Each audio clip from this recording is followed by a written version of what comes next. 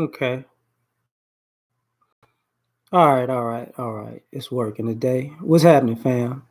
L.A.R movement still moving. If you come, you come. If you don't, you don't. I just wanted to put this one up. Um, what's popping with you? Why does this thing keep pausing every now and then?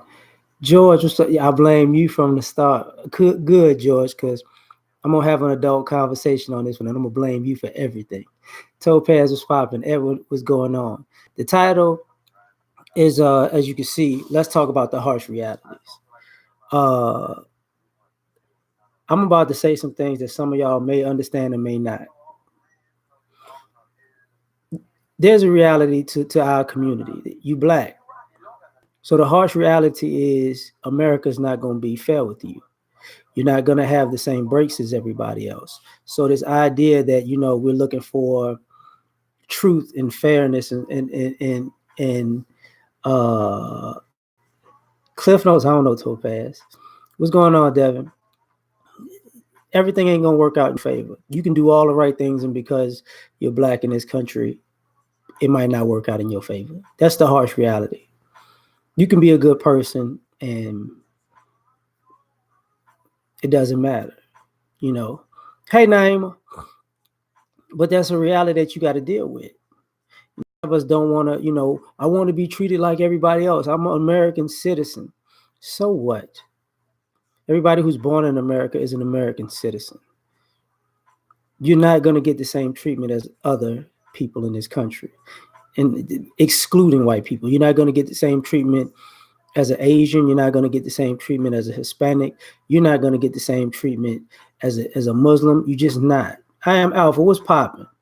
So we got to deal with this harsh reality, and it's better for us in some ways than it was for our parents and our grandparents, and in some ways it's worse, and they can't understand it, and I get that, but that's the harsh reality we got to deal with, you know. And for me, it's like, man, some days I could just talk and have discussions, and it's not a big deal about a topic and be specific, you know. What's going on, hostile? But we're gonna deal with what's real today. Well, I'm gonna deal with what's real today. And sometimes people don't want to hear the quote unquote truth because it doesn't make them feel good. But so what? You know what I'm saying? Like, when we talk about single mothers and broken households and traditional families, I'm a kid who my parents were teenagers. So I come from teenage parents. They was my dad was 18, my mom was 17 when I was born. But it was the late 70s, at the end of 79 basically, and they made my parents get married, kind of like a shotgun wedding, right? So I was born in a marriage, right? But I got to deal with the society that we talk about and the society that we don't. So I do get the aspect of a broken family is non-traditional, and it does, and the kids wind up messed up. But the harsh reality is, I've seen guys take advantage of my mother being a rebel as a single mother, because once she was a single mother, once they got divorced. And I've seen guys, who were the quote unquote educated class play the same games because they were upset that you had a kid with a guy like that. You know what I'm saying? So, I'm just here for the sex and forget that kid. So it's like I've seen both sides of it. What's going on, DC fam? Thanks for showing up. You know, and that's the harsh reality of it. Like, both sides have played games. Just like I could talk about the women playing games. I who got a guy paying for kids that aren't his. One of the guys that used to date my mother actually had 3 sons, but 2 of them was his. The other one he just took care of because of the situation. And he was taking advantage of the fact that my mother was a single mother, but I was a latchkey kid, so I gravitate to nobody. I was like, yeah, all right, man. I know what y'all here for. It's not a big deal. It is a big deal, but it ain't. But this is the harsh realities, and I think, and I'm just saying harsh because we live in this space where everything is, people are not completely being honest, and people can't understand different perspectives. And I'm laying that down to get into uh right.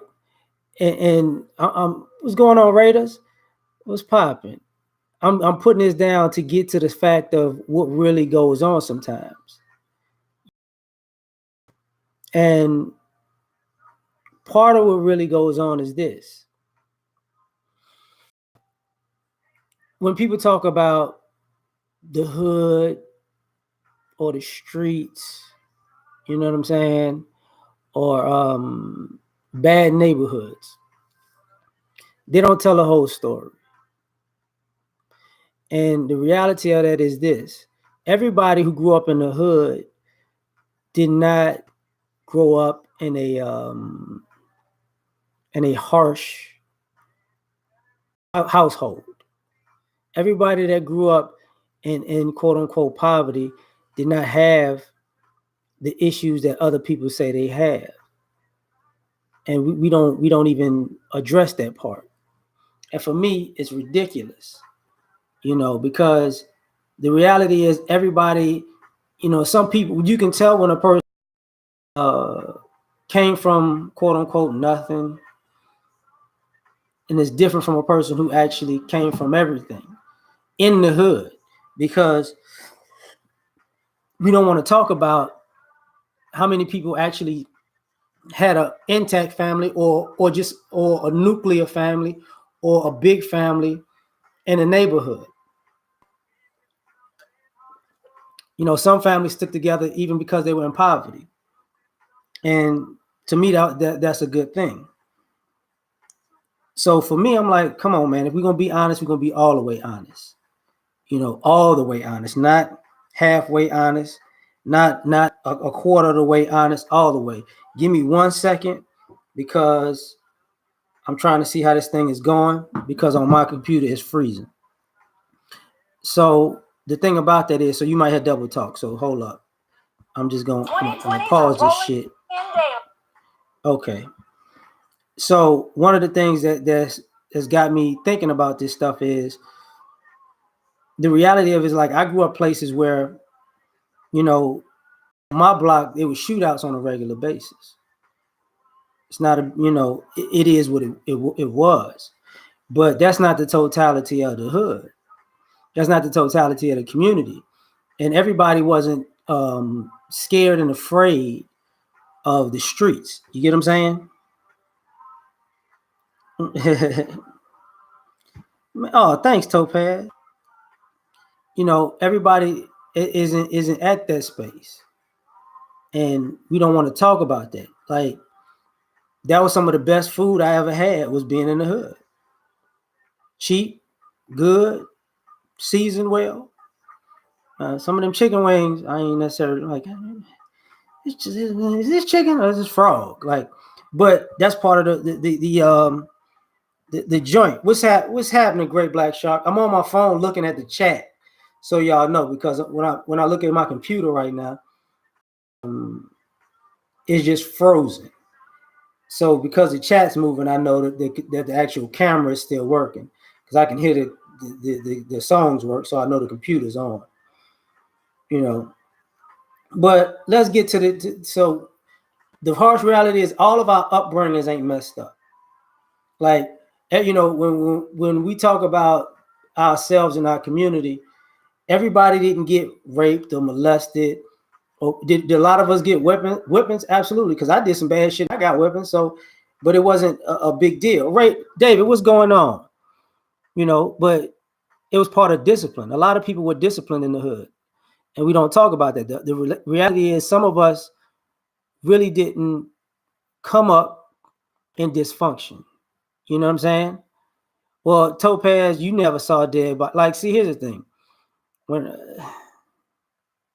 When I was a kid, somebody came into the house and got shot when I was a kid. So I saw what it's like for somebody to get shot. So I was pretty numb to violence per se.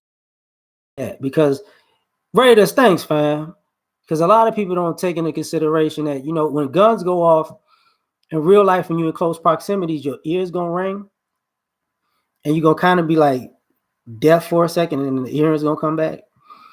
You know what I'm saying? But that happens. That's part of life. That's just part of the ideas of life. You know, yeah, exactly. It's still true, but it's not universal. It's not, because we're talking about things from a perspective that some people don't really understand. Like, there are people in the hood who don't understand the negative aspects of the hood. They just don't, because they weren't around it. That's a choice, and that's another reality. Like, sometimes we got a community that some people chose to be in the hood, in the negative part of the hood, but the vast majority of people in the hood are on positive stuff. They're on very positive stuff. Like, they just good people, hardworking people that happen to just be blue collar working class people. We do. That's the reality of it. To say people are not good people or this, that, and the third. What's up, Tahaka? What's popping, man? What's popping? Like, I tell everybody that came in, man, my computer camera's on, but it looks like it's frozen. So I'm looking at the chat on my phone to make sure that I could interact with y'all, because the white man is holding me back, even though my camera was working just 30 minutes ago because I was doing videos. But let's get back to these harsh realities, and I'm about to say some things. I might jump back and forth a little bit, but when it comes to our relationships, not just with family and the relationships between the genders, one of the harsh realities is basically, man, a lot of us just don't want to get along with other people. A lot of us just don't want to get along with other people. That's what it boils down to, and a lot of people don't want to say that. They don't want to say, yo, I like dysfunction. And a lot of people that weren't raised in dysfunction just like dysfunction because they're using the negative part of what you consider the Black experience or the Black community as cover to act a fool. So and everybody wants to be with somebody. I don't care if you're single. I don't care if you're married. You want somebody in your corner that loves you, that has your back. That's just across the board. But all of this blaming one thing on this person and blaming one thing on another person, I do get it, because people do dirty shit. You eating the Twix? DC was fine. But people just want to blame it on somebody else, because it comes a point where the harsh reality is, man, you still gonna have to fix yourself. Like, I don't care how good of a person you are, you're gonna have issues. You're never gonna be a perfect person. You're gonna have your own red flags, even if you're functional. You know what I'm saying? And that's what happens. But the other part of that is very simple to me, is also there comes a point where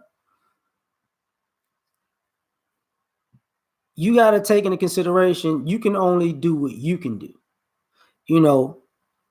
We don't want to say, here go Devin with this nonsense. Just selfish, And the part of that got me cracking up is people have ever considered, some people don't consider the fact that what winds up happening in life is you're going to get to a space where it's time to shit or get off the pot. Either you're going to be 100% real, or you're just going to be too old for people to be playing with and faking with. That's it. I don't care who you are. Whether you want to be single the rest of your life, whether you want to be married the rest of your life, it's going to be some point where life is going to make you make a commitment if you don't. Cool Gent, what's popping to you, man? What's going on? And a lot of us don't want to believe that, because a lot of us don't want to improve ourselves. See, and this is part of the this is part of the issue, where self-improvement is a daily thing, and a lot of us don't like improving daily. I don't even know you, new account, so why you asking me? What's your real name? How about that?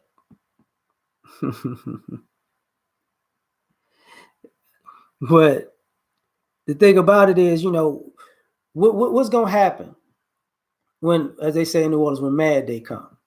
Because when I'm talking about the harsh reality, a lot of people have never been in a life or death situation.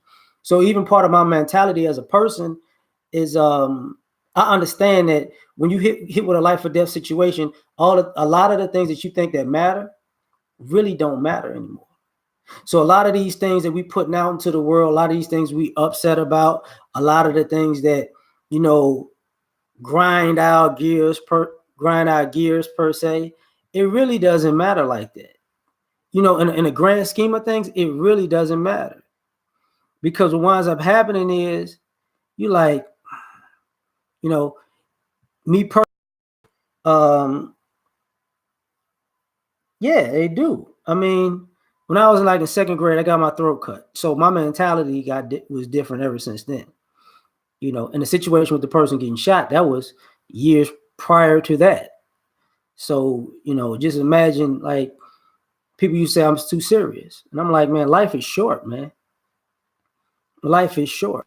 And a lot of people don't take into consideration how short life really is. And, part of this stuff, like I do this YouTube shit as a hobby. I got a lot of hobbies. But no account, I don't know you. Come on now, seriously. I don't care if you know somebody that wants my number. Does this have anything to do with what I'm talking about right now? No account, seriously. It doesn't. And you too old to be doing this high school shit. So chill out. All right. Now, the thing about that is, now, you know what? I ain't even worried about that part of it, cool gent, because I don't know when I'm gonna do these shits. I be doing these shits so random. I don't even have like people like mine, and I might not show up for a week or a month. Who knows with me? Because I be doing other stuff. But the getting back to the topic to a degree, we don't know what's important in life because we're not really living real life. Like I gotta. One of the things that's a harsh reality for me is, from where I came from to where I'm at, I've had a great life just in spite of the negative things that have happened. So a lot of people don't know when they're winning in life because they're so busy wanting more. And there's nothing wrong with wanting more out of life. But if you can appreciate where you're at from where you've been, that's a good quality. And a lot of people can't do that. You know what I'm saying? Because I'm gonna get to some harsher stuff. Believe me. I'm chilling because I'm just being, just chill about a lot of this stuff. Because there are things that go on that are different. Like let me say this.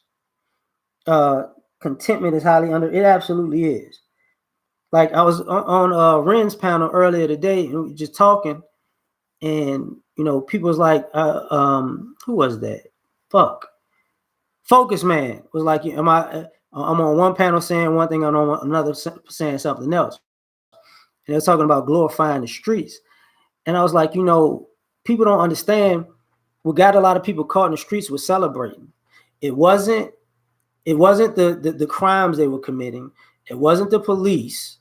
It wasn't them going to court.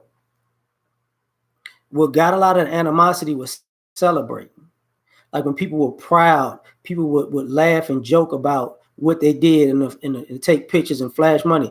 That's what rubbed people the wrong way, even if they was in the streets or if they was on the sidelines and wasn't in the streets, because people started being too proud of the dirt they did.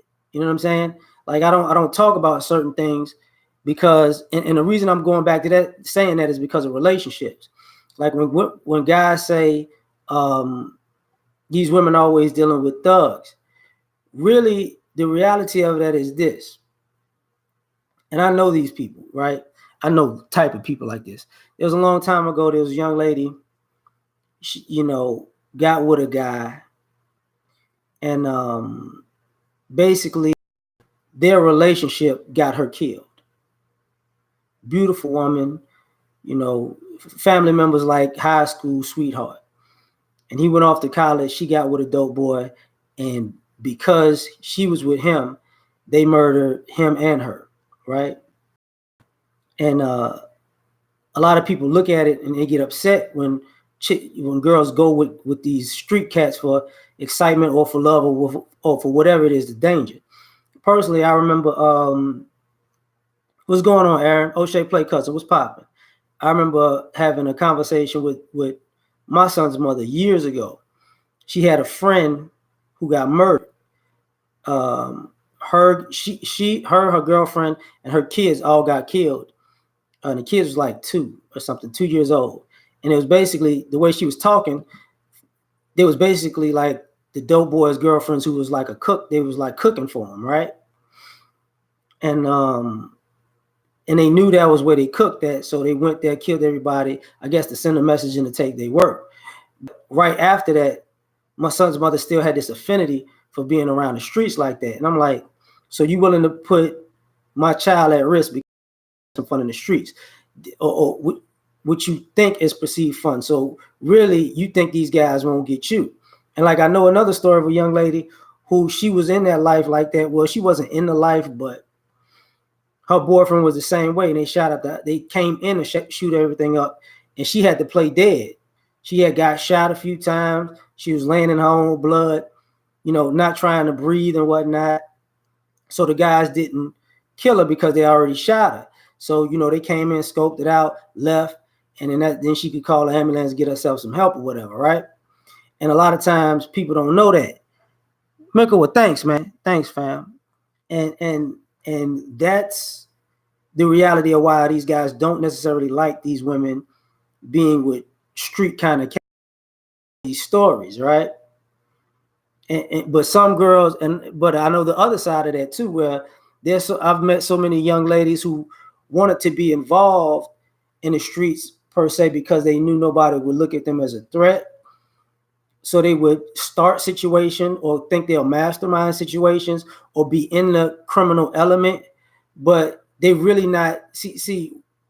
A lot of these women want the excitement because they never really can be 10 toes down because they're women. There's still a protection aspect of women, but you're not gonna do nothing to her because it's a girl. She can always say I'm this person's girlfriend, but they came a point where people didn't believe that anymore because so many chicks were involved. Like I know women who actually went to college and they were like, why are they with these dope boys? And I'm like, it's not a lot of times, but some of these dope boys actually pay for these girls to go to school. I mean, I hate to break the news to some of y'all, but that's part of the reason why some of the affinity is there, or when they're in need of something, he got the cash to shell out to give to and whatnot, but we don't talk about that part, right?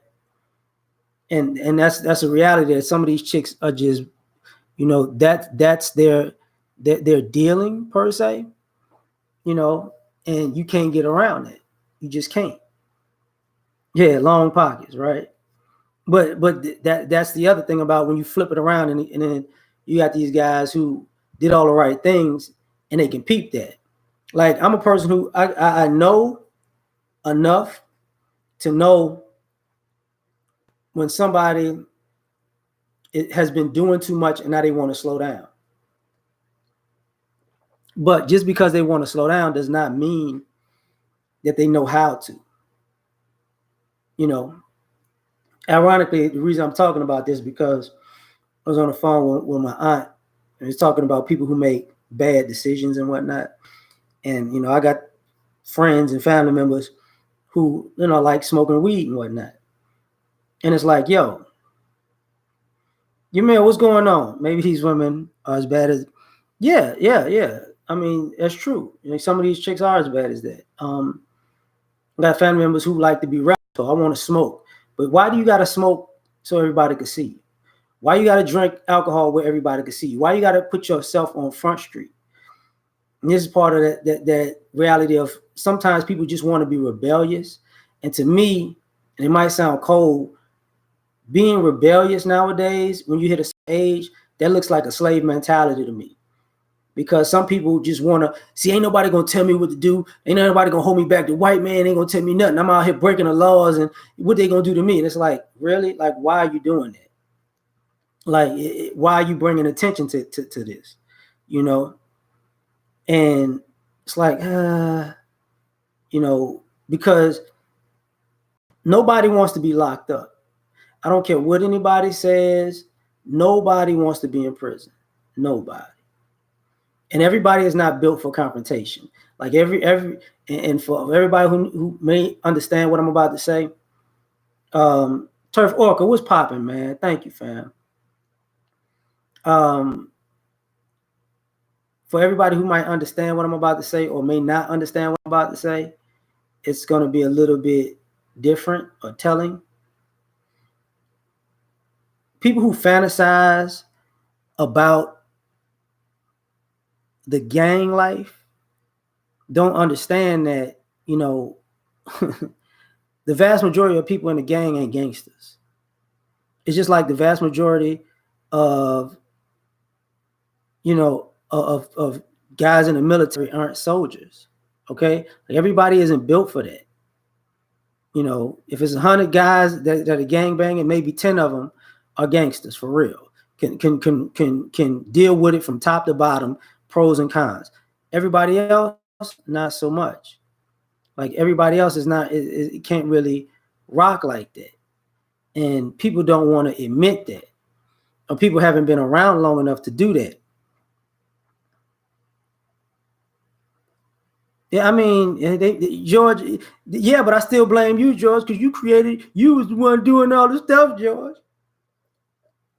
That's right. You was pouring Cristal on the corner, George. And I think about that a lot recently because of what's up, Negro. I think about that a lot recently because people don't know that, man. King Vicious was popping. Because we don't talk about the reality. Like, the harsh reality is a lot of this stuff ain't real. Like, somebody, like, a lot of us just want a peaceful life. Even guys in the streets want a peaceful life. They're making bad decisions to get to that peace, but everybody wants a peaceful life. And this is part of the reality of everybody who grew up in the hood wants to leave. So we talk about people coming back to help the community, but the vast majority of us, it's not that we don't love the community. We love the hood, but we don't like the poverty. Man, Black Wolf, thank you. And that's one of the issues that we have is the poverty. And it's not necessarily the poverty of everybody not having money. It's normally the poverty of, if I clean my front yard up, why are you throwing stuff in my front yard? Why are you throwing trash instead of throwing it in the trash can? Why are you busting bottles because you're mad you're not cleaning it up? That's the issue right there. Like, why are you not helping the kids along the way? Or if the school's falling apart, why are you not painting the wall or something? Yeah, I feel that too, fam. Epic, I really do feel that. I mean, because I got friends that went to the military, and that's why to a degree, I might sound crazy about this, but I stayed solo because I looked at the gangs, the military, and fraternities the same way. I thought they was all just gangs. Armageddon started last year. Well, what you still here for? They all got a flag, they all got a uniform, they all got a code. It is what it is. What's going on, Sister George? And me, I just didn't want to be involved in that. And part of that is also I played a lot of. Man, thank you, Black YouTube. A lot of people don't take into consideration. If you really want to know what you built of, and play a contact sport like football, like boxing, like wrestling. if you're a young man, because that'll help you with knowing where you are as far as manhood. Miles, what's going on, fam? Because the reality is a lot of people think they're built for it because you're talking in your mind that, you know, if such and so was to happen to me, I would do this and the third. That's not true. You know, people made fun of that thing with Marshawn Lynch was talking about. Marzell was popping. You know, when Marshawn Lynch was like, if you hit a person in the face over and over and over and over again, they don't want that. It's true. Like that's why I said get a kid to play football. He'll know what he built up. He ain't got to go to the streets because that constant contact, you're gonna have. It's gonna be a do or die moment for you. Like, are you scared? Because we could see the scared. You could see scared. You could feel scared. You could smell scared. When you boxing, like, you know, Mike Tyson, the quote is, you know, everybody got a plan until they get hit in the face. That's absolutely true.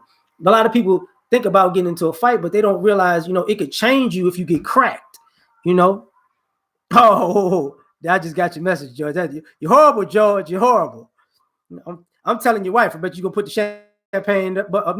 Nah, yes, dear. I'm not pouring no champagne nowhere, Mom. But, you know, it's a different thing. Like when I wrestled for a little bit, and you can feel the will come out of a person when they're tired of that constant struggle with you, you know, and people don't get that. Like, and I say this about manhood in general because men are supposed to be, you know, protectors in the first place. So you got to know what is your capability, because everybody's not capable of doing it, and there's nothing wrong with that. You know, I've seen people, and anybody who's been around enough contact sports know, I've seen people who might be hard in the streets don't want no smoke when it comes to football, boxing, wrestling. I would say MMA. I never done MMA, but they don't want no. They'll rather shoot you. They'll rather jump you because that's not something they built for. This is why they tell some of these young guys, you know, there ain't no guns in jail, yo. So you might want to figure out what you made of before you put yourself in a predicament to send you to jail. Because them dudes ain't gonna play with you like that. You can't talk your way out of everything. And that's a reality. Now, also, you know, and I'm glad I saw something with this. BGS was talking recently. What's going on, Young Jay? Mike, what's going on? Lil Wayne, you know,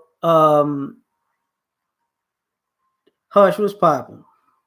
I realized that, you know, BGS was talking about things in history, and a lot of us don't want to deal with our own history as Black people. A lot of us haven't learned it, and there's a lot of things in life that I've learned that I forgot. So if somebody says something to me, I might be like, okay, you got to refresh my memory because I don't know that shit right now. But the reason I'm bringing this up is because if you never know your history, you might not be able to know where you're going. And the reality is a lot of the stuff that's going on and why we have these arguments and why sometimes they say we are in this we're trying to break the cycle is because we don't know our history. And I'm not talking about history. I'm talking about history in an American sense, but I'm also talking about family history. You know, a lot of us don't know our real family history. What's going on, Jewel? A lot of us, you know, and I've been there. Like a lot of us don't know how big our family is or how big our family tree is. I've never actually in my life went to a family reunion of my family. You know what I'm saying? But I know all the names, this, that, and the third. You know what I'm saying?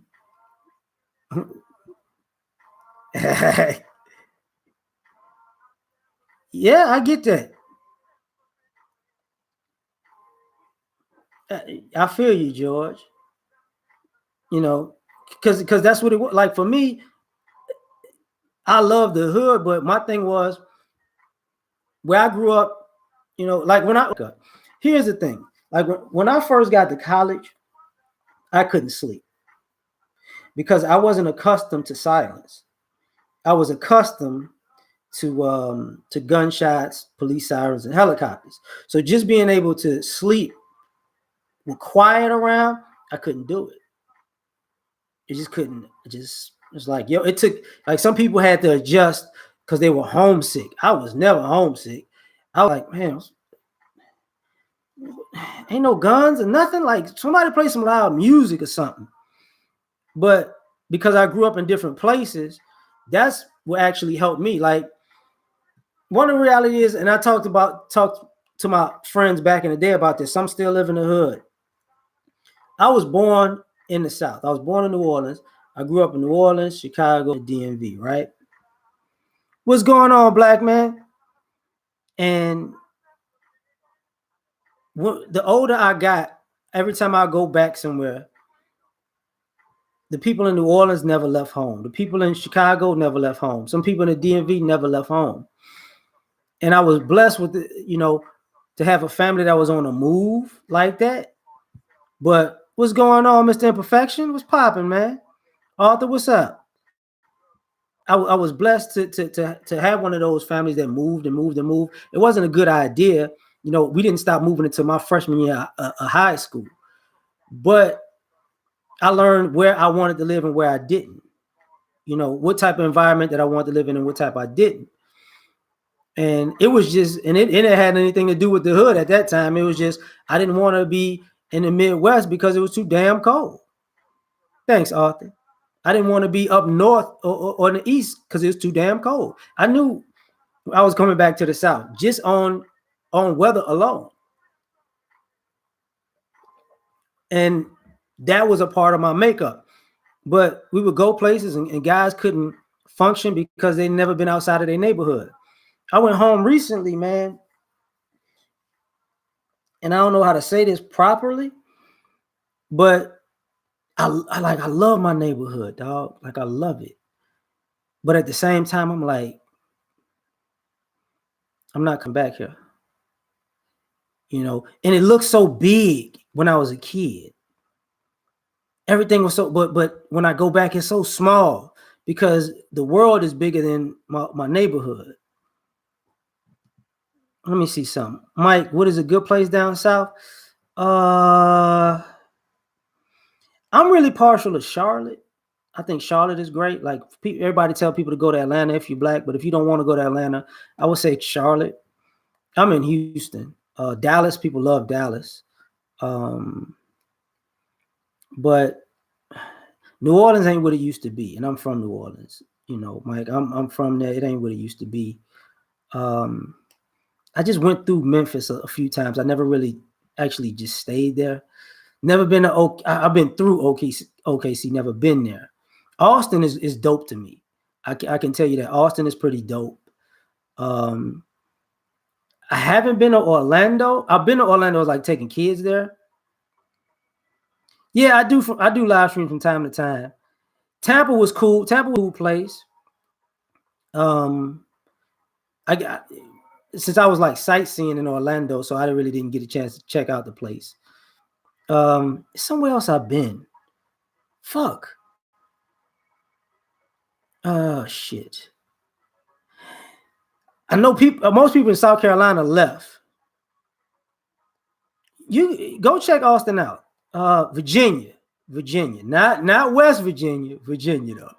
Virginia is pretty cool because I would say from Atlanta up to Virginia, you're gonna get probably 4 seasons. So it's still the South as far as hospitality is concerned. It's probably beautiful place, but yeah, it's still hot and cold, and you got all the 4 seasons if you want. Yeah, Essence Fest is cool. BLS. I grew up there, so it's like it's overrated for me. But matter of fact, any of the women who are in the chat, if you ever go to New Orleans, this is how people know you're not from New Orleans, because women do this more than men. If you go to New Orleans and you're by the French Quarters, whether you go into Essence or Classic or concerts or games, wherever, and you put on high heels to walk in the French Quarters, everybody knows you're not from there because your feet gonna get caught in that cobblestone and you're gonna walk back barefoot. Yeah. I went through West Virginia before, and driving on that damn mountain is always scary. But let me get back to this real quick. And I'm about to take it somewhere that people don't want to go. Let's let's talk about the harsh realities when it comes to, sex. A lot of us don't want to talk about this per se because all these relationships, all these people angry, really because they ain't getting none of, they ain't getting no good sex because you're getting old, you're getting horny or whatever, this, that, and the third. If I, It's a lot of fine white women nowadays, man. I ain't even gonna lie. I don't even date white women, but I'm seeing more and more of them. So I don't know. I actually, all I've dated was black women, whether predominantly black American, but I've dated Caribbeans and black Africans. But even where I'm at in Texas, these chicks are really trying to compete for brothers. I'm not even gonna lie. They really trying to compete. Chaos, man. What's popping, man? Hope all is well with you, fam. But let's get into this sex part real quick. The harsh reality is, as far as men are concerned, a lot of guys don't want to understand this, but if you want to be a player and have a lot of sex, that doesn't mean you're good at it. Just because you got hundreds and thousands of women, what's going on, Keenan? And you've had sex with a lot of women, that doesn't mean you're good at sex. That just means you're good at getting girls to have sex with you. When you're good at it, those girls will constantly call you or call you back. What's going on, Tony? Those girls are going to want to be with you. Even if they don't like you, they might get lonely and want you just, to ease their loneliness at night. And the other reality is a lot of these women aren't getting real orgasms because they don't even know their bodies. A lot of chicks know their bodies when it comes to dildos and vibrators, but not the real thing. And I hate to say that. George, it's dope here to a degree. I'm not gonna lie. I like Houston. It's like the most diverse city in America, to be honest.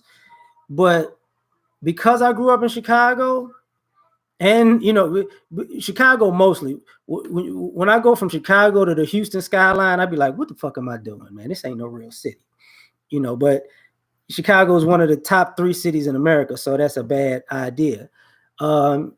Houston to me, Houston has its own culture, but it's really a hodgepodge of everybody else's culture. I'm gonna get back to hurting people feeling the second epic. It's a hodgepodge of everybody else's culture because a lot of Houston culture is Louisiana culture and Mexican culture. It's not really its own culture. You get what I'm saying?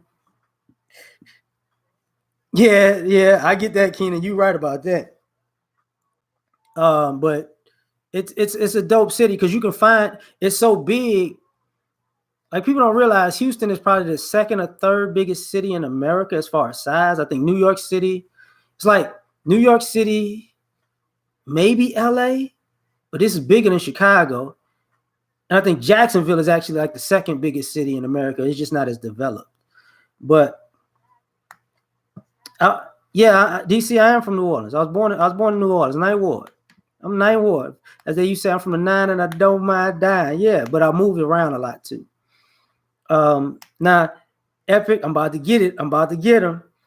So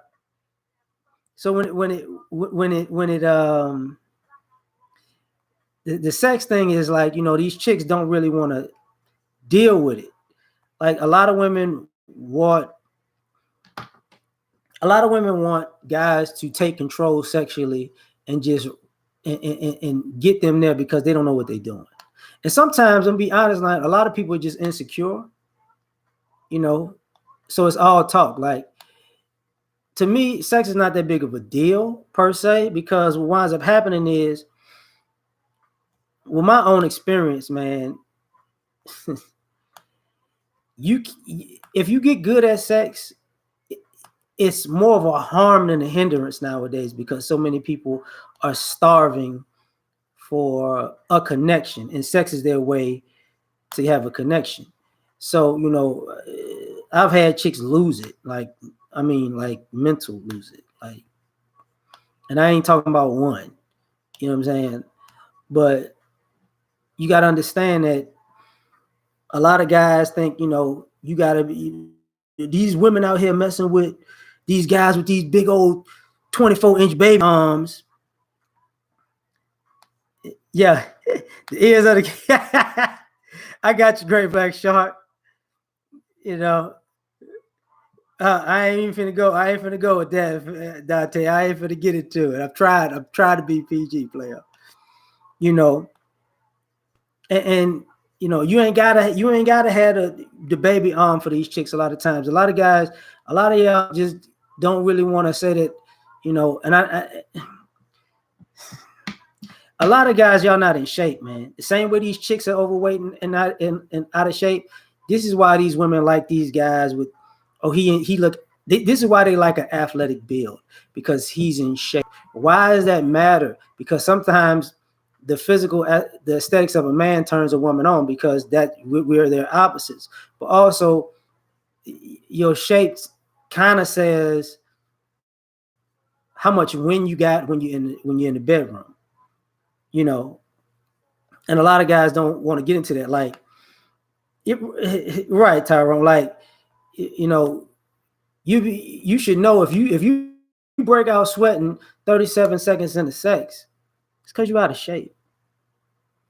You know, a lot of guys don't want to. If you get on top and you know you can't hold up your body weight to hold up her because you just about to lose it, that's because your endurance is bad, your stamina is bad. You know, if you eating bad, it is what it is. You know, and you know, and stop watching porn and trying to make porn sex. Because a lot of guys, you know, a lot of men and women get so into porn being real, they can't tell if them people have them. All the vast majority of those people aren't having real sex, like they're acting like it's good. You can tell the difference if you watch enough. I'm not saying I watch that much, but I'm saying I watch that much. But you know the difference between the real thing and the fake thing. You do. And you know, a lot of us don't want to deal with that reality. A lot of ladies don't want to deal with, you know, I got that good. No, you don't. See some of y'all ladies, you know, y'all got y'all trash in the bedroom, you know, and it's not because somebody didn't do this or didn't do that. It's just you you think you just gotta lay there. You have no control over your body. You know, some of y'all stink. This is, you know, personally, when I see women that drink a lot and smoke cigarettes, I know for a fact that they probably stink, because all of the trash you put in your body, it comes out. And every guy has had that when he's hit it from the back and that air came out, and you was like, oh, hold up, hold up. That wasn't supposed to happen. I don't know. Is it trash day? Like, what the hell just happened? And sisters don't want to deal with that part, but you know, that's the harsh reality of it. Like, some of y'all just, you know, y'all not what's popping, man. I know. I'm acting up. What's going on? You know, yeah. But that happens. Cupcakes was popping. You know, I see you there. I don't know if that name is in Russian, so I can't say it right, fam. So I don't know how to say that. The woman looks so good. She make, you know, and yeah, I mean, ugly girls are good. Like, that's another thing. Like, you know, the reality is you ain't got to be a dime. You don't have to be the most attractive person to get it. You don't. Like a brother like me, I've had girlfriends that people consider ugly, but when they saw it, but they looked at, oh, that girl ugly in the face, and they looking at her body like, I see why you would have though, dog. God damn. And I've had girls who were just pretty, and you know, and I've dated all types of women. Like, I've dated all types of, you know, all black women, pretty much from north, south, east, and west. I've dated Caribbean women. I've dated African women. I've dated tall women. I've dated short women. I've dated women that's like, see, here's the reality about this, and I'm gonna get into this dating life shit too. Um, I'm 5'8", like 165. I've dated women who were 6 feet to women who are 4'11". You know, I've dated women who might weigh in excess of 180 pounds to women who might weigh 98 pounds. So the idea that these women don't want, um, they have all these requirements. It isn't. It's true to a degree, but it's not. Some of them ugly, Keenan. I mean, but truth is, man, the reality of it is you can't, you know, you say you have a couple, but but truth is, a lot of women they want the same things, but that becomes the issue. Like, really, what becomes the issue at the end of the day is a lot of people don't want to deal in the reality, and and like when it's the femininity that's definitely missing. You know, you might get other girls is good times, like a lot, and I know guys don't want to hear that. You want a dime, but you might not. I feel you squirming. A lot of guys don't want to talk about that. I've dealt with chicks who were just regular women who like men, and I've dealt with chicks who were bisexual. And I found out I've dealt with some chicks.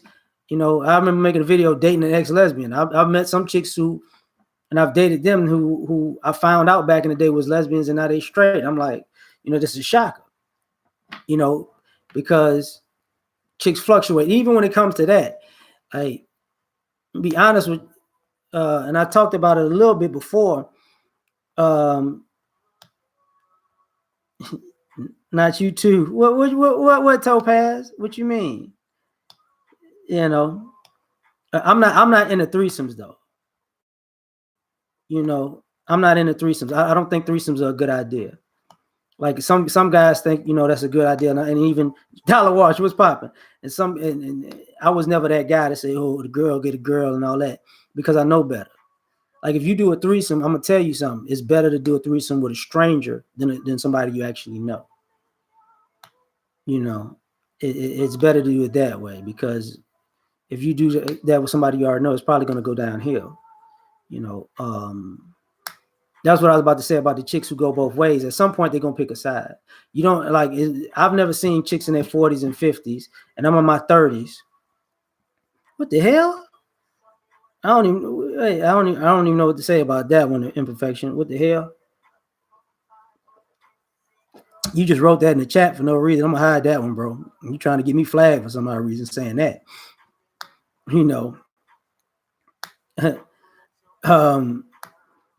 A lot of the chicks in their 40s and 50s, even I would say mid 30s and up, they pick a side of chicks ain't bisexual until they're like 40. That shit don't happen, because even the women make them pick a side. Okay. Imperfection. You do realize you keep typing that word, they're gonna flag my chat, right? I get what you're saying, but I'm hiding that one.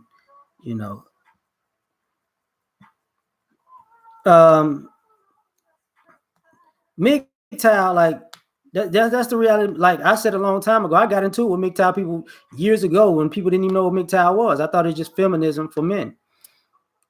I get going your own way, but I mean, these guys are not gonna wind up being homosexuals, so they just don't want to deal with the bullshit. I get that though, but let me get back to the.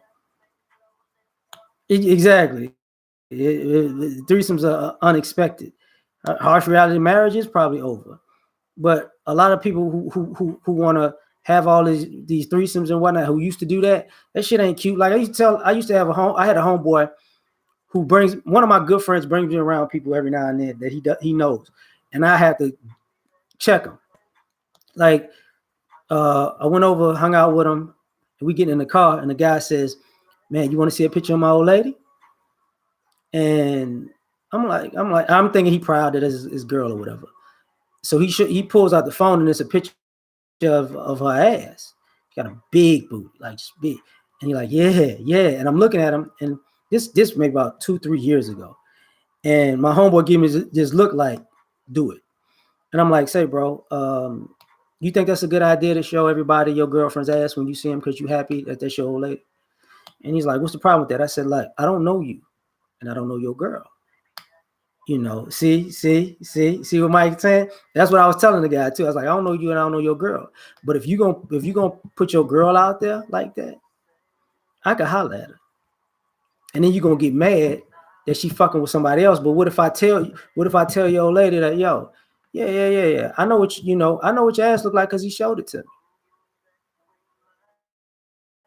See, a lot of guys, don't interject that shit because and women are the same way. Like I had an ex-girlfriend. No, man, I ain't smashed that girl. He like my homeboy knows me well enough to know there's certain things I've done some shit that I've done shit that I wasn't proud of, but it's very small compared to the shit that I'm proud of. So I'm not one of those people who, I get that you could do some shit that you're not proud of. Some things I did by accident and I'm still not proud of because even if it was by accident, some shit I did on purpose. You know what I'm saying? And I'm not proud of that shit. But the vast majority of things I do are straight up by the book. Um, but right. But the thing about that was what I was telling him, I was like, yo, don't do that shit no more. And when I explained it, he knew what I was talking about. Because like I said, I had a girlfriend years back that she was talking to some of the girls I know. They weren't her friends, they were my friends. And she was telling them about our sex life. And I'm like, and so we break up years later. One of the girls come back around and she gets real flirtatious. And we wind up, getting together. And she basically like, yeah, that's exactly what she said. And I'm like, so she had been waiting ever since, thanks, Alex. She had been waiting ever since that girl told her that shit to get it in. And that was maybe about a good 4-5 years had passed by then, right? So it's like, yo, you got to keep your mouth shut. And that's the part about being realistic about in these streets. Like, a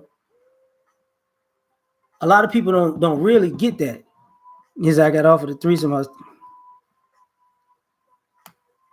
I mean, I feel that to Haka because I remember. I mean, I remember going to a bar and these two chicks asked me for like, I was supposed to be going on a date and I went to a bar, sports bar, and these two chicks asked me if I wanted to have a threesome with them, and I could tell at that point, like one of them was fine and the other one was, but I knew enough to know that they were just looking for. They were looking for babies, you know, and a lot of times guys sometimes we get caught up in the act of sex that we don't think that some people are scamming until too late. Sometimes you can't say a chick set you up or a chick got you, or a chick this that and the third, because you should know, there comes a point you got to ask yourself if somebody's willing to give it up to you so quickly or or so fast, and it's gonna come at a price, you know. And I've learned a lot, you know. Some men can't shut. So yeah. Well, yeah, I could get into that too, Epic. I might get into that too. But it's a lot like I'm talking about a lot of different things because the reality, a lot of things that we don't. A lot of us are living in fantasy land. Exactly, gene hunters. Like a lot of us are living in fantasy land where we don't realize the reality of the situation. Is sometimes um, you just get lucky, you know. Reese, man, what's going on? What is the nobody? Look, don't bring that shit over here though, Reese. Like, chill out, chill out. You know, don't be putting your address out there, fam. I'm taking that one down, dog, because you got to understand something, dog. I don't want you. I don't ever want you to put yourself in a situation where people know where you at. I'm not gonna let you do that to yourself. I'm not. No, but yeah, but people troll, dog. People troll. You know, now the thing about it is, because I like being online long enough, people like going at it and getting up and getting what's going on, genius. You know, a lot of people tripping and whatnot. If you type that one more time, fam, okay, no problem, no problem. You know, a lot of times people don't. Yeah, imperfection. I don't want you putting your shit out there like that, fam. I'm not gonna. I mean, I'm not gonna let you put yourself out there. You gotta understand. When I was talking earlier about the street shit, I wasn't ever a gangster or nothing like that. But I know people could find you like that, and you don't know what people capable of. I know people who will use that and get that information to somebody else, and somebody will show up at your house that you don't want to see. So I'm not gonna let you put yourself out like that. When I was talking about a harsh reality, that's a harsh reality. You know, don't. I'm not one of those people that believe it's whatever happens gonna happen. No, because you can make shit happen. You know, it, but don't get you ain't if they track your IP, they track your IP. Dollar washer. All right, I got you. You know, um. Anyway, you know what? Let me get to this too. Uh,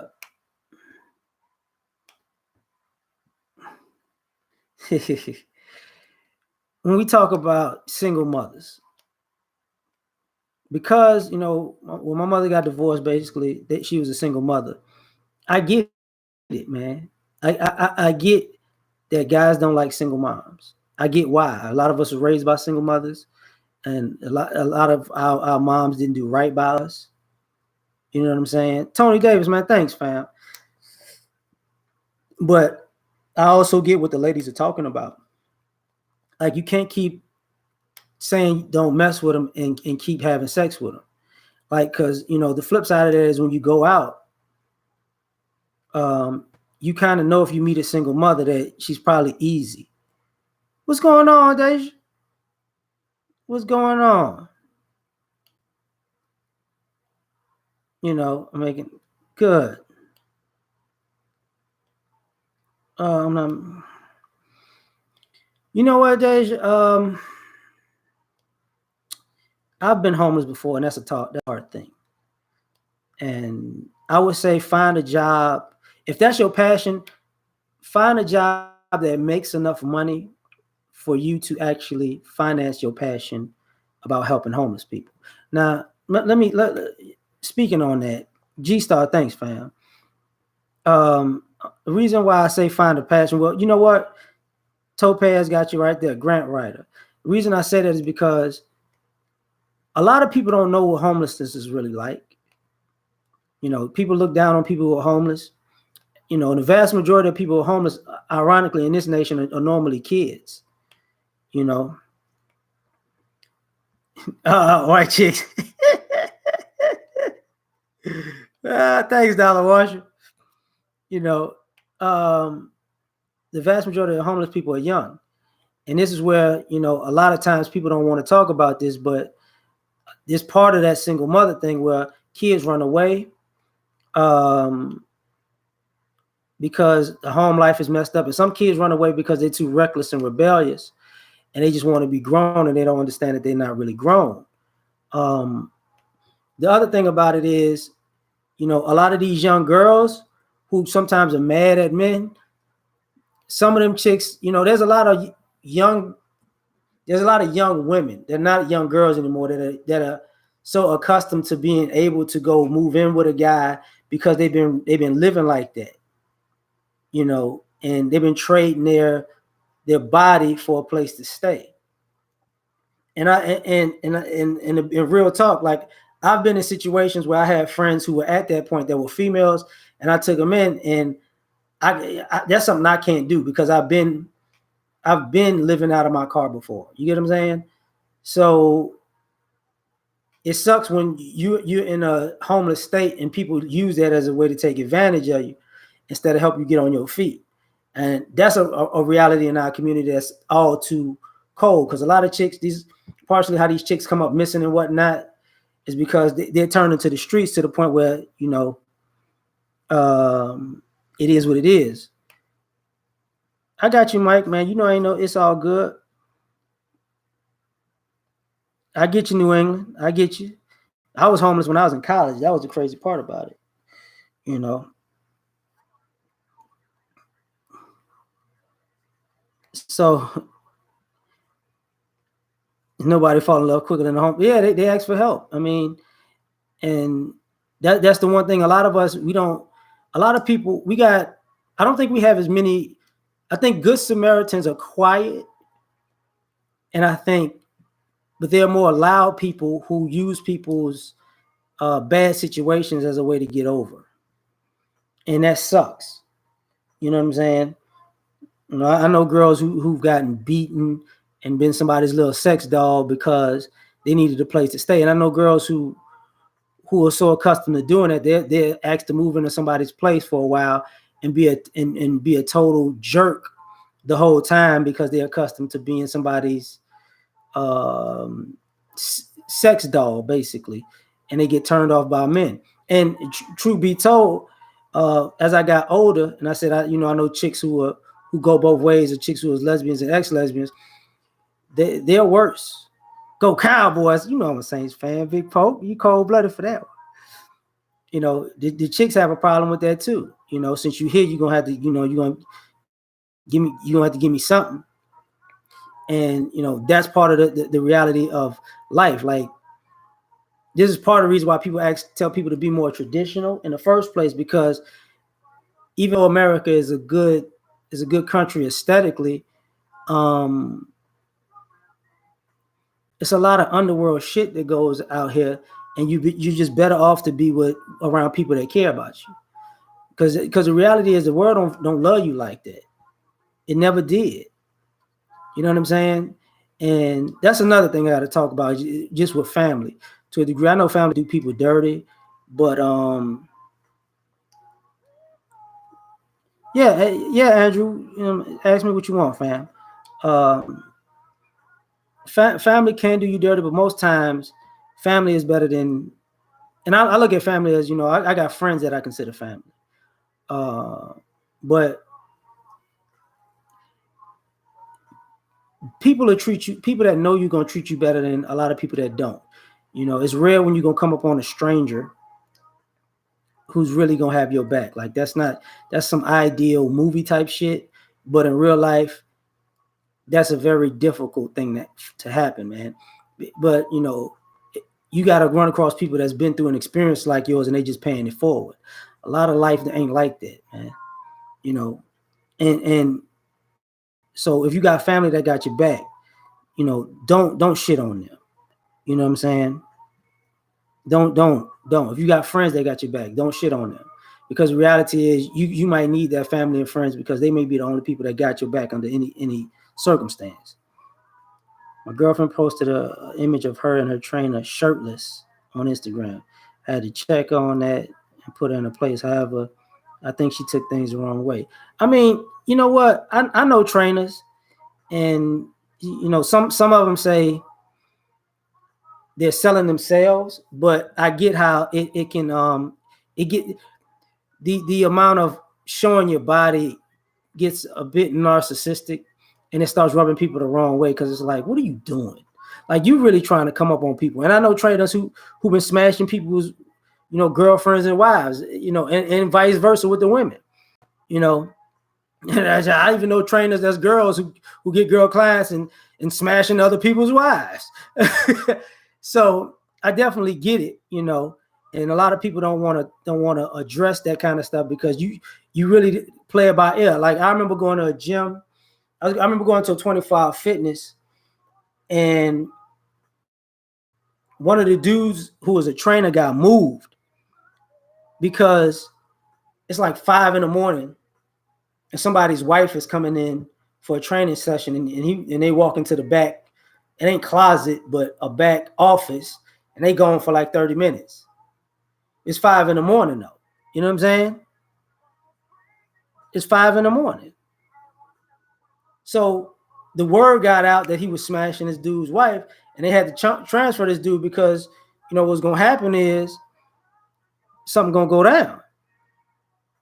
The mind, what's going on? Saturated fat, what's popping? But I definitely get what you're saying, Andrew, because I've seen it happen. I've seen it happen, and well, I mean, well, that's the thing. Like some of these trainers try to show their work to other people. Like, if you work with me, this is how you're gonna look in the end. But some people go too far. I absolutely get that. I definitely absolutely get that. And a lot of times, and I would talk to some guys, and I've talked to some guys who were trainers and are trainers, and some guys who just grown men. And the one thing I do not like about people that like fitness people, because it ain't just trainers, but people in fitness, people assume that because you're in fitness and you look aesthetically good. I blame George. You see what George wrote for you, right? But people assume because that you in fitness and you lift weights and you look bodybuilder good, that actually works in a physical confrontation. That don't. Like, just because you can bench press through the roof don't mean you can't get your ass knocked out. You know what I'm saying? Like, and you can tell the difference, because anybody who's been in fitness and played sports knows there's muscles that look good and there's muscles for working. They look different. And let me say this reality for you. Most fighters are not bodybuilder built. Most fighters are wiry, lean and wiry. Okay. So if somebody's walking around super swole, 9 times out of 10, they can't last in a fight. Those people try to get a fight over with very quickly because they ain't got the wind, the stamina, or the body to take the punishment. They got a lot of muscle, but sometimes muscle doesn't take punishment if it isn't built for taking punishment. It's just like watching football. When you watch football, the linemen are built different from the quarterback, and they're built different from the running backs, and they're built different from the receivers. Linebackers are like a big version of running backs. D linemen are like are basically tight ends. Yeah, George, I know. Yeah, well, see, because there were other women in the photo, that's cool. But what George saying is right, man. They're trainers that be smashing them clients, man. They're trainers that be smashing them clients, But them niggas ain't, like, a lot of them cats ain't built for nothing. Like, and I will say trainers are more discreet players than a lot of people, because trainers got the cover of work, and because they don't want it to fuck up their job, even if they doing that. But at the same time, they clients gonna keep coming, because if you're a trainer, and it's gonna sound fucked up, if you're a trainer and you good and you training the opposite sex and you smashing, they might tell their friends to go to you. Now you can't be private training, blah blah blah blah blah. But a lot of guys gotta know what that is. A lot of guys gotta know that, and women are the same way. Don't get caught up with these chicks either. Some of these chicks, I'm into training women. Yeah, they're into training women for a reason. Yeah, but and there's some swole chicks because like I was talking to somebody about, some women are masculine looking because they swole. I don't really have a problem with muscular chicks because I ran track. So I know muscular chicks they might look masculine to you, and some of them do, but you can be muscular and still feminine. But at the same time, if a female trainer, even if a female trainer swole, no, I ain't doing that shit, Ryan. I ain't doing this shit. A female trainer who like training men, they just like it. They try to kill your ass. Oh, we're gonna do 30,000 sets of bench press consecutively. They'll have you doing some shit that she'll never do in 10 lifetimes, because she just wants to, to stick it to you. But it'll be funny though. Yeah, Ryan, I ain't gonna let that one slide, fam. Keep the pressure. I got you, fam. I got you. I got you, Raider. But that's part of the issue, you know. College and high school, the basketball coaches are perverts. I'm sorry, y'all. That's a harsh reality too. A lot of you know, the female basketball coach is basically a damn child molester nowadays. That's how they looked at now. You know, she out here screwing her players. Jerry Sandusky was a problem, and so are these female damn coaches. I mean, fam, you can ask if they slept together. Just ask her. You know, if she said yeah, they'll break up with her. But if she say no, you know, so why are you asking me? If she asks you why you asking me, because like trainers be hitting on their clients. I just gotta know. Did he? You know, you ain't gotta ask her did she sleep. Just ask. You know, ask her did he try to holler at you? You know, exactly, Kenny. You know what I'm talking about. Oh, we're gonna do. You know, female trainers that like killing men. I feel you. Big Poke advice is right. Don't ask questions that you don't want the answer to. But I think you want the answer. So that's my opinion. So just ask if he tried to holler. You ain't got to take it to the extreme. You know, you don't. You know, and a lot. You know what? Let me say this too, though, just about the relationship part. Relationships gonna go through some shit, and don't let your imagination or your insecurities. And I ain't talking about you, Andrew. What I'm saying, this I'm just saying in general. Uh, you know, all right, I'll put that one up. All right. Relationships in general gonna have a lot of work, and there's gonna come a point where you're gonna realize, like, you know, there's shit you can deal with and shit you can't deal with. You know, shit you can deal with, shit you can't deal with. And a lot of niggas, a lot of chicks, a lot of women and men had this issue. Like everybody got these deal breakers. No, you fucking don't. No, you don't. There's certain things that are deal breakers that you know, like cheating. That could be a deal breaker. You know, yeah. Dollar Washer, I ain't let him put up the first one. The apology, even though the apology is kind of, you know, kind of sideways. I get that. I mean, she thought just she would celebrate her final class with the group. Okay, let it be that. Like, I mean, I'm gonna be honest with you, man. Just because you like a person is attractive, don't mean somebody want to holler at them. Like, there's a lot of guys who women consider fine that women wouldn't fuck with because it's just something about them that's off. They'll look at them like that motherfucker fine, but I don't like him. Now, you know, it's more prevalent than you think. Yeah, you know, like Dante said, like, you know, because in some guys,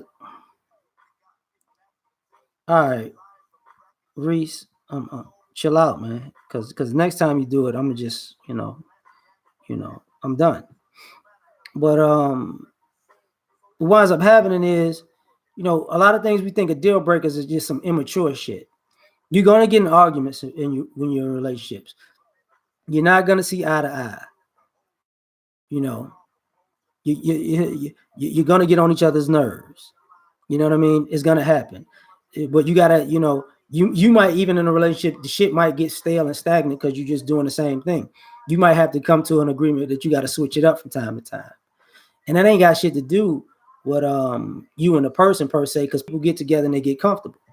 Sometimes you got to get uncomfortable. Yeah, I get what Keenan's saying. Nakiva, what's going on? You know, but that's a reality, man. I think people be tripping. See, see, and Andrew, as long do not listen to anything George say. You know what I'm saying? The Negrocratic Party chairman over here is just causing drama and strife in your life. You know, because George be like that. That's what George be trying to do at the gym. Girl, I'm gonna be your spotter. He be trying to teabag girls as they spotter and shit and blame it on everybody else. I blame you, George. I blame you. You know, that's what's going down. But But anyway, one of the other things I just got to get into this. We gotta. How can I say this, man? The harsh reality, and this is on a whole different way. No, no, white supremacy ain't everything. Like, we can't blame white supremacy for everything. That's a harsh reality. That's why I brought up BGS earlier, because I was trying to talk about that, where he was reading about the past. With Africans being part of the slave trade, and you need the Africans to trade us here in the first place. Now, what white folks did with slavery just took it up a notch. They absolutely did that.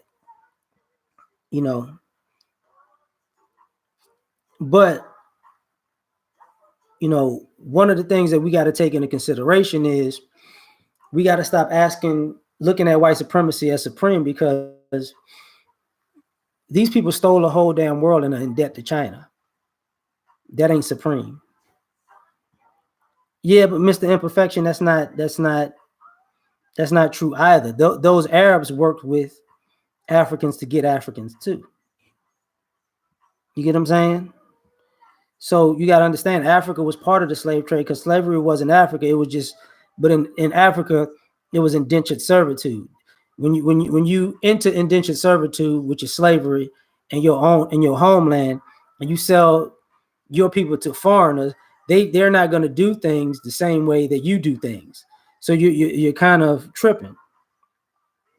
So right, that's exactly, DJ Kuda, exactly. So a lot of the stuff that goes on is some things we need to figure out, But now, right, the difference is chattel slavery. See, George, you on that shit. Yeah. So one of the things about it is, though white people are the head of a lot of negative things, some of our interactions with each other have nothing to do with white people. Some of our distrust of each other, or disdain for each other, has nothing to do with white people, and we got to take into consideration that sometimes it's not white people. Sometimes is it's some of the things that we've done to each other. Outside of that, yeah, Ryan, it's really not racist. I mean, history is history, man. Jamar, what's popping? History is history. But what winds up happening is we're looking at white people so much that we're losing focus on what we can do for each other. Of course, we're near the bottom economically, and this is the harsh reality of that. We keep saying that we have it worse than everybody else, but do we really have it worse than Native Americans in America? No. Now, we might have it worse than everybody outside of Native Americans, but we don't. Native Americans. When last time you seen a fucking group of Native Americans in America? Yes, the USA, right? But the reality is, you got to let them people do what they want to do. Because I was listening to some people going off, and it's like, man, listen. See, I told your ass, man. And some people say, like, I was looking at the video of the white lady that was going off with these comments at that in California. And there are some white people who just are upset because the country is financially crumbling. And the reality is, they're looking for a scapegoat, and to pick a fight with us or anybody else is a scapegoat. You know what I'm saying? That way they can galvanize around. See, it's the blacks, or it's the Mexicans, or it's the Arabs, or it's the Asians. At this point, it is what it is. Like the run is over. I know we talk about white supremacy and white people and how white things go, and how it affects everybody. But the harsh reality is, white supremacy is over. And this it's hard for even white people to deal with that. And they're like, well, we're living good, we're doing this, that, and the third, and they are. But it's just like credit card debt. At some point, the bill comes due. And sometimes you might get so deep in debt, you might not be able to get out. And the only reason I say that this country is not going to get out of this financial situation is because nobody ever took into consideration that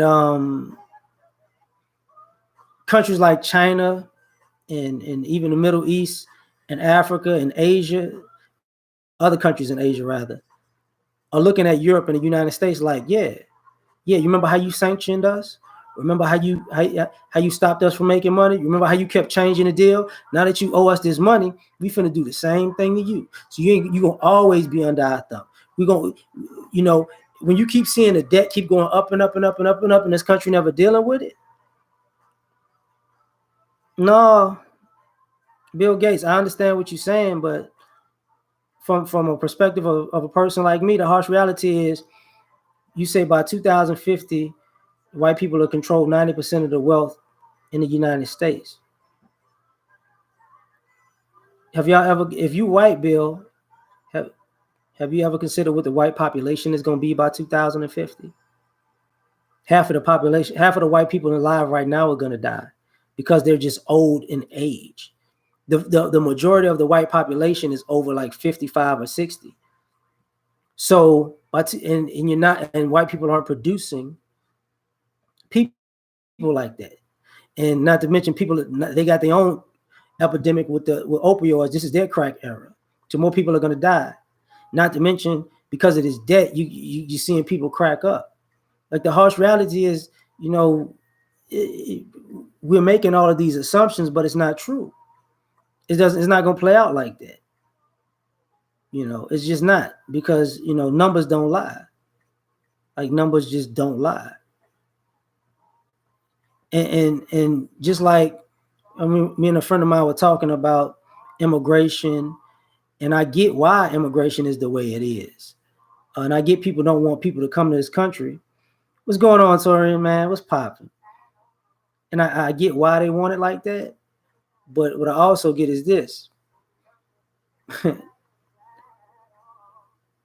When they was talking about like the Democratic Party and the Republican Party, Democrats thinking they can get, you know, the Hispanic community to jump on board because they can, their population is going to grow and they're going to outnumber us as black people, which is possibly true.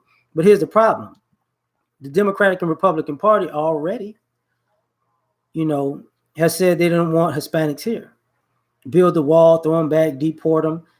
I'm gonna tell you. So they ain't gonna be. People think that like Hispanics gonna be rocking with each party like that. Nope, nope. They get it. You know, they get politics to a degree, but they're not gonna be like, oh, I'm a Republican. They're gonna be just as sprinkled in both sides as everybody else. You know what I'm saying? I'm not saying you have a problem, Ryan, or you might not be talking to me. I don't know. You know. And I'm glad you brought that up. Just like George brought up the Amber Geiger thing, and Malonius, you brought up Hispanics roll with whites. They do, you know. But Amber Geiger, that's a shot to the black people from the islands in Africa who keep coming here and like, I'm not black like you. Now you got to deal with that. Could that lady get off because she a white woman? Absolutely. Like it's not something we haven't seen before. And Hispanics do roll with whites, but the problem is, you know, white people are treating these Hispanics too bad. You know, even though they're working for these guys are working for them, and they're working on these companies, and they're undercutting people. Because this is why us as black people, we have an issue with immigration. Is not because people are here making money. It's because black men in particular have the highest trade skill rate. So the electricians, the guys that do foundations and put up plumbing and welders, that's it. You know, right? 62% identify as white, just like Italians identify as white, just like Jewish people. Well, Jewish people are white, but you know, just like Italians identify as white, y'all got some Asians that identify as white. Just because you got people identifying as white, that's for the population number of whites. So if you need 62% of Hispanic people to identify as white, that means you don't have as big of a population as you say. And those people realize they're not getting the necessary benefits of being white. You know, they get the number part, but they don't get the benefits. You know, Falcon was popping. So the reality is, That's why I said white supremacy is really on its last leg, man. It's because people are just tired of it. They're just tired of it. Like, and white people think you should go to war. Nah, black. Nobody's scared of white people. Nobody's scared of going to war. Nobody wants to. It's a waste of time. It really is because right. Some blacks identify as white if they come from another country and they get deemed as white on a card. They're not doing that on their own. This is like that's the thing, Ryan. A lot of this stuff has to do with you know if you're exclusive, you don't want to include somebody in your group.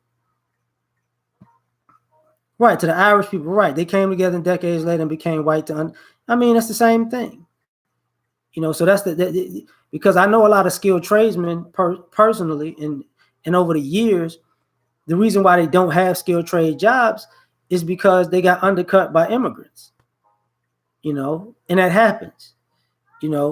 But part of the issue is also the bad reputation of guys who don't do work. And a lot of brothers in the skilled trades got to deal with that too. All this shady ass work, you fucking up the brand because we weren't known for shady ass work back in the day. So that's really helping immigrants anyways, because if we was known for doing the best jobs, immigrants and no immigrants, people pay for good work because they know, if I'm getting good work, I'm gonna pay for it because it's gonna last long. Exactly, they are. They're repeating the same rise and fall of Rome. You expanded too much, now you owe too much money, and you're not coming back from that. And we got to take that into consideration. But in the same time, we got to prepare for the future. And we got to stop worrying about, certain things. Not everything, but certain things we got to stop worrying about. Because, if, as a black man, we know what white people do, and let's be honest, anybody who's in America who isn't white, we know white folks playbook because y'all taught us our playbook. Y'all white taught us your playbook in school. When you wanted to assimilate everybody to American culture, it was white culture. So you really taught everybody what you was on and how you on it. And people don't view America the same way you do. So it is what it is. See, I got you, Roz. I got you on that. Exactly. That's exactly, Torian. That's the problem. And Epic for credit purposes. So I mean, that's a harsh reality we're gonna have to deal with because and the ultimate thing that I say, and I'm gonna get out of here because I'm long winded as fuck. One of the harsh realities is life is too short to be worrying about shit and not living all the goddamn time. Like there comes a point where you got to ask yourself, man, if I'm not going to treat life like it's worth living, what the fuck am I doing? Because even though we're in America, we're living better than the vast majority of the world, and we have more freedoms than the vast majority of the world per se, as far as amenities is concerned.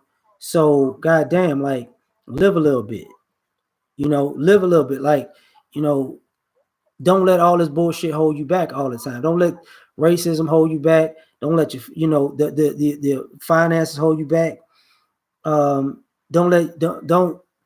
not pursue your dreams and aspirations because you have the opportunity to do so. Even if you don't want to do it for it's a blood oath to your family that came before you that did some shit. They didn't get a chance to do something. So try to live your dream as to pay homage to them at least. You know what I'm saying?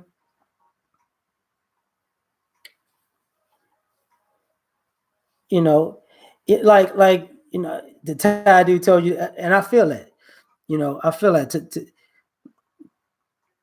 So I mean, what winds up happening is a lot of people say you only got one life, and I saw a meme of that. The guy said you only live once. It's like no, you don't. You live every day. You die once. Like it comes at a point where it's like, yo, understand. Live, man. Like I didn't get married. I think marriage is a bad deal for men, but I got a son. And one thing I learned a long time ago is, man, even going through the ups and downs of the child support, baby mama type shit. Having a child in the family is better than not having one. I can say that, even with the struggles involved with it. The good outweigh the bad as far as, you know, parenting and legacy and connection is concerned. But live, man, because you don't want to be on your deathbed like all I did was complain about the bad parts of life. The fuck are you doing, man? That's a waste of your damn life. You have some, have some fun. And when I say have some fun, spread some fun. Be positive in other people's lives, man. Have a smile on your face. You got shit to smile about. You know what I'm saying? Have shit to be happy about. Because I don't. It's Friday night. It's 6 something. After this shit, I went to go watch Rambo today at a matinee. But after this shit, I'm gonna go out and just clown and have fun with people, man. Because life is for the living. You won't live forever. You're gonna die. That's what's gonna happen. You're gonna die. And a lot of people don't understand that. A lot of people don't believe in the afterlife. I do, because, like I said, when I was in second grade, I got my throat cut, and then when I had my throat cut, I had an out of body experience. So, is what it is. But live. Look at life, man. Look at this whole cycle, man. It ain't for nothing. You're not here for nothing. You're here for a reason. So treat it like you're here for a reason. The market here is actually good, George. The job market here is good, but I will say this: the cost of living is on the rise. It's not bad for other people. Like where you live at, they have state tax. So Texas, places like Texas, Florida, Nevada, Minnesota, and I forget the other one, places that have no state tax. When you move to a place that has no state tax from a place that has state tax, it's like that extra money in your pocket is like, damn. You know what I'm saying? Yeah. I mean, yeah, Reese, white people get paid more than blacks? Yeah, that does happen. Unless you're working a job per hour, but that does happen. But it's good. I mean, because I would say I first moved to Houston in 2000, and a 4-bedroom, 3-bathroom house, 3 sides brick with a big backyard was probably $80,000 in a nice area.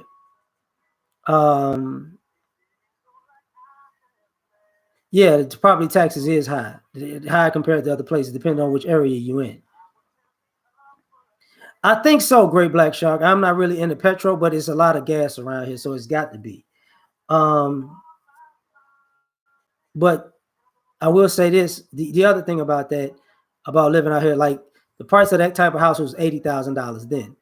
I think that same house now, it's like $220,000 to $240,000. So that's the price jump in 19 years.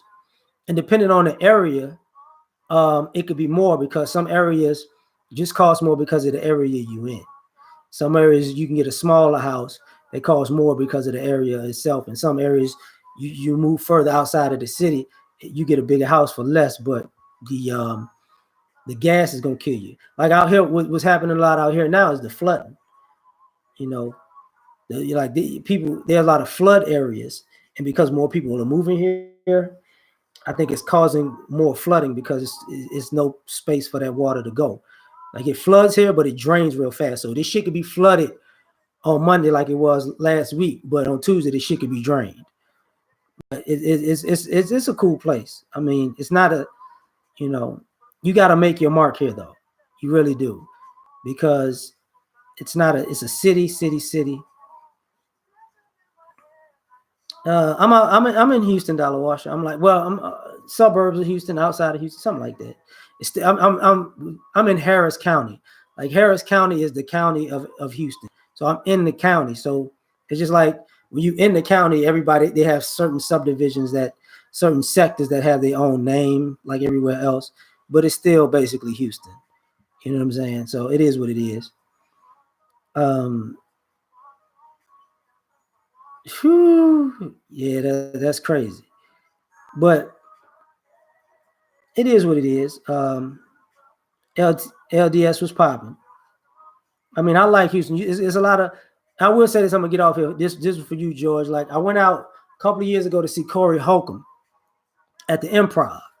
He was like, the comedians and the entertainers like coming to Texas, specifically Houston and Dallas, because this is one of the places, one of the few places in America that they know black folks got money. A lot of athletes and famous people come to live here in Texas, and one of the real reasons a lot of people with money live in Texas is actually because of the divorce laws. Exactly, Ken. That's what I'm saying. It's straight, but it's crowded. You know what I'm saying? So the divorce laws in Texas are you get an ironclad divorce in Texas, you're gonna get what the fuck you signed up for. Period. That's what it is. And a lot of agents to a lot of athletes tell them guys to move to Texas and set up in Texas if you can, because you don't have state tax and you can protect yourself with the divorce laws. So, but the properties are low. But yeah, that's it, man. That's it. I think I've been here long enough, and I'm gonna end this joint. I know it's an hour and 40 minutes, so thank y'all for rocking with me, man. I was just thinking about some things and I wanted to talk about it. Peace. Uh oh.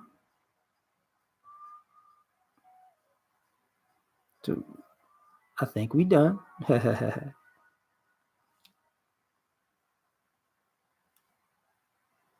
There we go.